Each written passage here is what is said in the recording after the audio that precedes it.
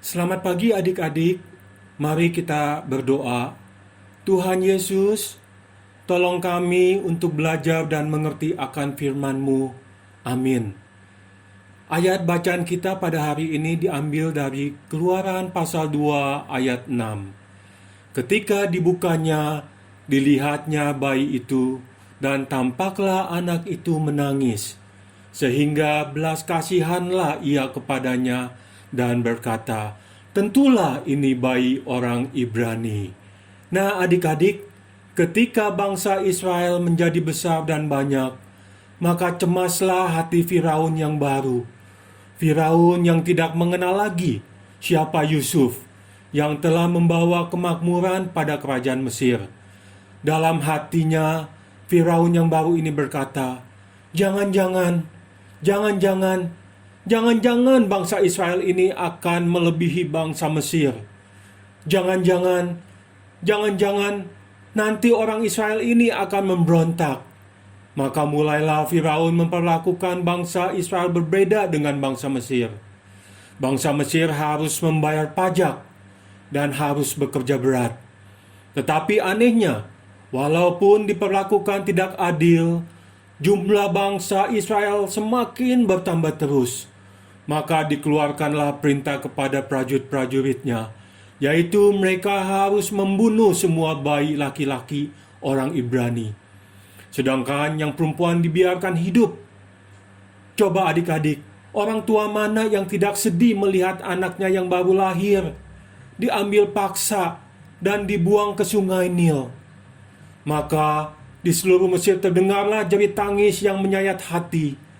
Tetapi hal ini tidak dipedulikan oleh orang Mesir. Orang Israel hanya bisa pasrah. Tapi, tunggu dulu. Siapa itu?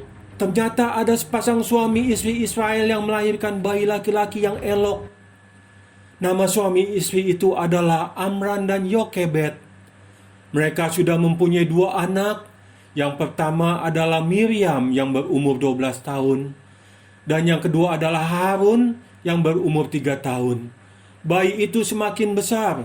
Dan setelah bayi itu berumur 3 bulan, tangisan bayi itu menjadi terlalu keras, sehingga tidak mungkin bisa disembunyikan lagi. Akhirnya bayi itu dimasukkan dalam peti dan diletakkan di sungai Nil. Sang ibu sedih karena harus berpisah dengan bayinya, tetapi dia percaya bahwa Tuhan yang akan menjaganya. Dari kejauhan, sang kakak Miriam memperhatikan bayi itu. Lalu datanglah putri Firaun untuk mandi di sungai Nil. Dia bersama dayang-dayang, dan dilihatlah seorang bayi di sebuah peti. Dan sang putri tahu bahwa bayi ini adalah milik keluarga Israel.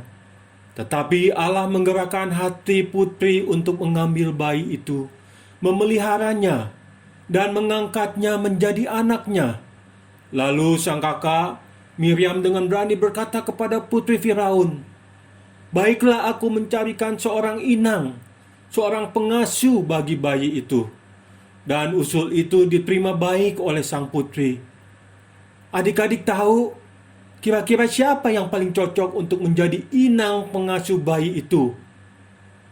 Ya, benar. Tidak lain adalah Yokebed, ibu bayi itu sendiri. Sang ibu senang dapat berkumpul kembali bersama bayinya. Betapa senang dan bersyukurnya hati Yokebed. Nah, adik-adik, kita juga harus bersyukur kepada Tuhan. Bersyukur karena Tuhan selalu menyertai kita. Bersyukur atas kebaikan Tuhan. Bersyukur untuk keluarga. Bersyukur untuk makanan dan minuman yang Tuhan berikan. Amin. Mari kita berdoa. Tuhan Yesus, kami telah mendengar firman-Mu. Kiranya kami boleh menjadi anak-anak yang selalu mengucap syukur kepadamu. Amin.